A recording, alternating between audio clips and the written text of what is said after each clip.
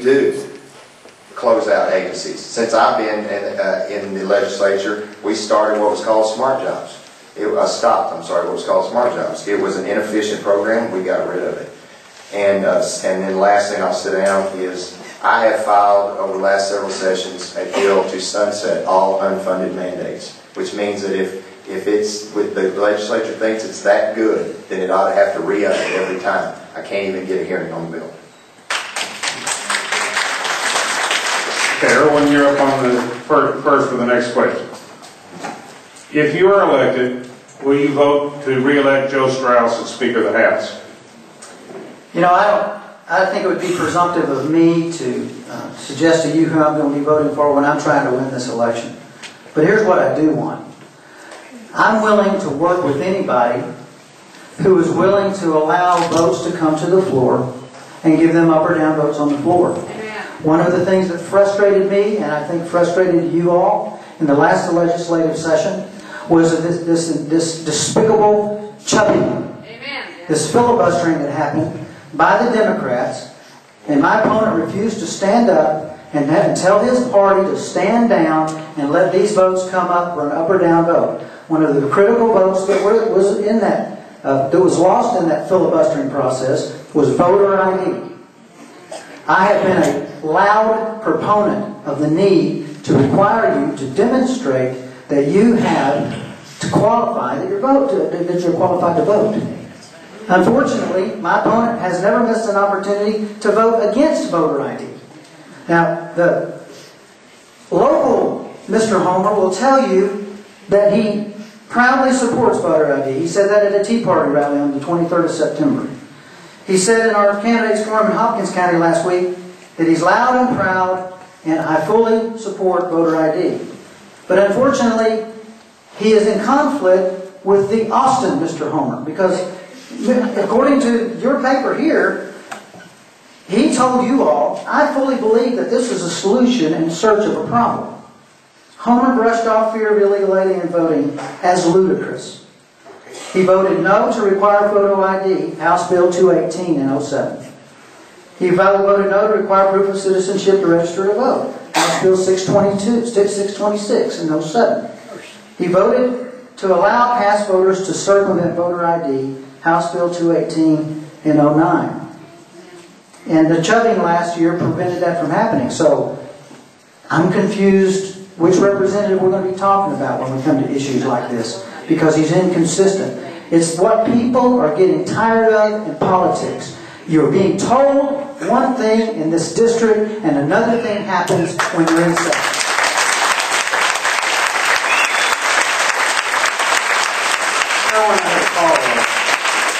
The reason you will not commit to Strauss is he's, like Bill Ratliff, not Republican enough for you?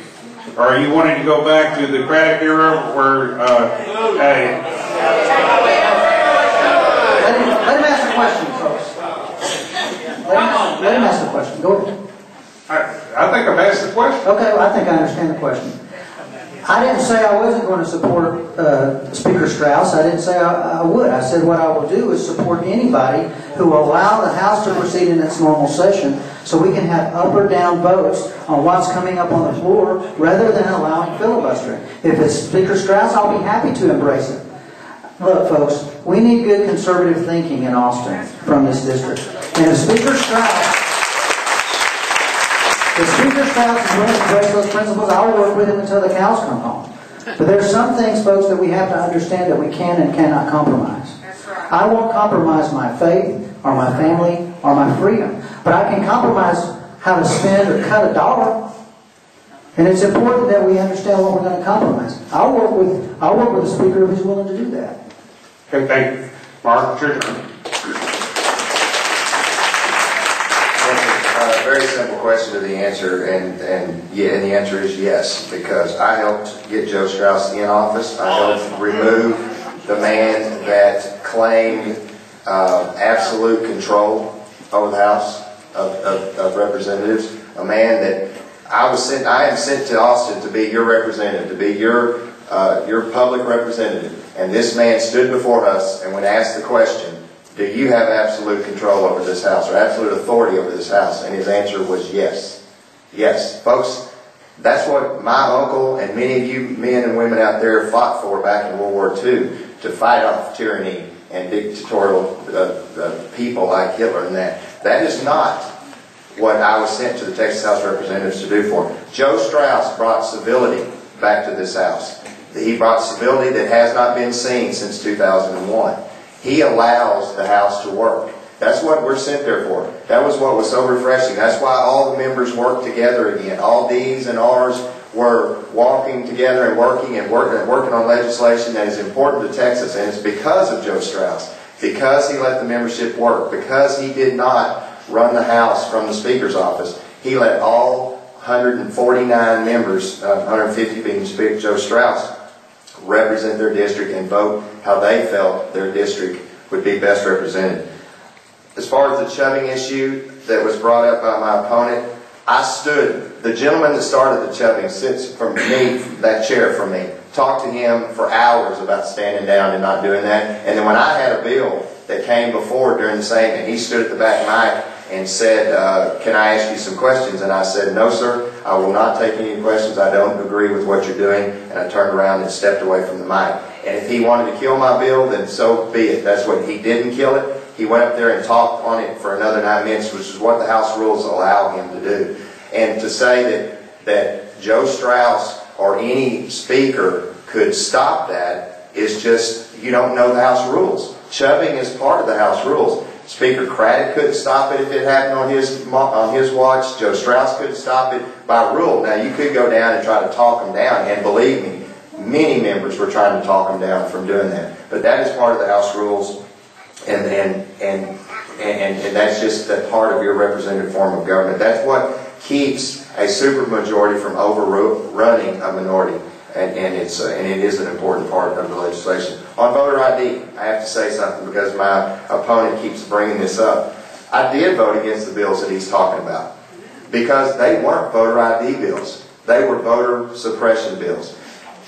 More than one independent counsel studied those bills and reported back that this would prohibit 3 to 5% of legal Texans, people that have gone to war for this country, people that have worked their behinds off all their life to make a living for their families and raise their families in a good Christian, honest home. It would have denied them from vote. And you might think, well, how's that? Think about people that might be in a nursing home right now that have not had the need for an ID for years. Still a great sound mind, but they are in a nursing home today. They have every right to vote, as you and I do. They have fought for this country, and they have made this country what it is today. And I will never, never vote to deny those folks from going to the ballot. Never. Now, we had a voter ID bill that I worked with Representative Todd Smith, a Republican from the Tarrant County area, that was going to do just that. It was going to stop illegal voting in this state and was not going to disenfranchise 3 to 5% of the voters in this state, and it would have protected the sanctity of the ballot box. And yes, it died in the chubbing process, and I hated that because I wanted to see that bill passed, and I would have loved to see that bill on the governor's desk and watch him sign that into law. And I will do it again as your state representative. Okay. Closing remarks. Mark, you're up. Thank you again, Bobby, and to the Daily Tribune. You know, sometimes it's really hard to tell what my opponent's running for. He spends more time talking about the president than he does about the state. I think we all get the idea. He wants to campaign against Washington. And from listening to folks throughout our area, I know that many of you are frustrated, upset, and even angry with our government in Washington. Heck, I am too, for that matter. You don't think people are working together in D.C., and you don't think you're getting results. I've heard these things a lot. One thing that I've not heard is that anyone thinks that the solution is more partisanship. At least I haven't heard it from anyone but my opponent. Oh, he says Washington is a problem, but he seems to want to make Austin more like D.C. More partisan rancor, more name-calling. He even said in your local paper that he's running on the Republican platform and he wants to represent a party. Amen. Well, I could not disagree more. My approach has always been and will be to work with everyone, to work together, to represent our communities in Texas, and not any interest other than ours. We don't sit across the aisle from each other in Austin. We don't treat each other as enemies. We don't call those we disagree with names. I was appointed chairman by a speaker from the other party. That doesn't happen in Washington. Maybe it should. My opponent wants to represent a party. I want to continue to represent you. If you want a representative who will continue to work only for Northeast Texas, to look past labels and work for your interest, to be only on your team, I would appreciate your vote, your support, and your prayers. Thank you.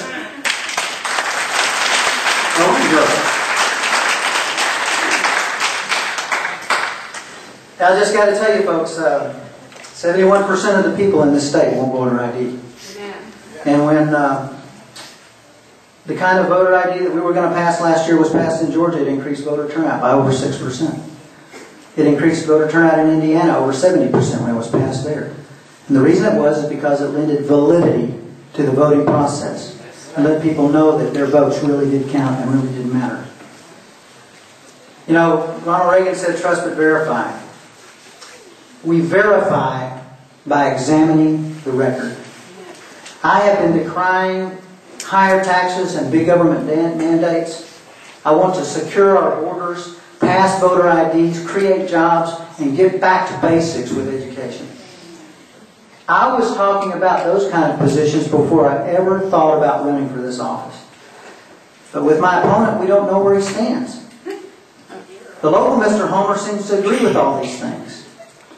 But the Austin Mr. Homer has a failed record on business votes, a failed record on tax votes. He seems to have a complete disregard for any federally funded program that is unfunded and that we have to pay for.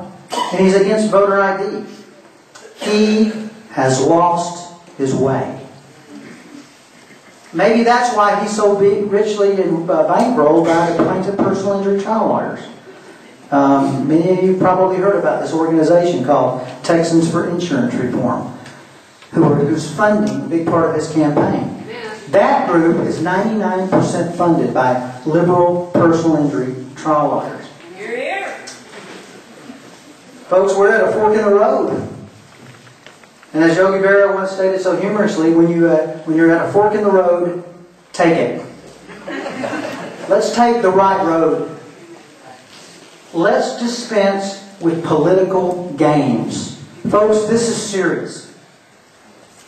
Let's finally elect someone who's going to champion our conservative values and preserve our freedoms for our children. Let's finally elect somebody who is going to strive to be a statesman for our conservative East Texas values. Folks, I'm the only conservative on this stage. I'm a genuine conservative, and you can verify it. I'd appreciate your vote. My name is Erwin Cain. Thank you.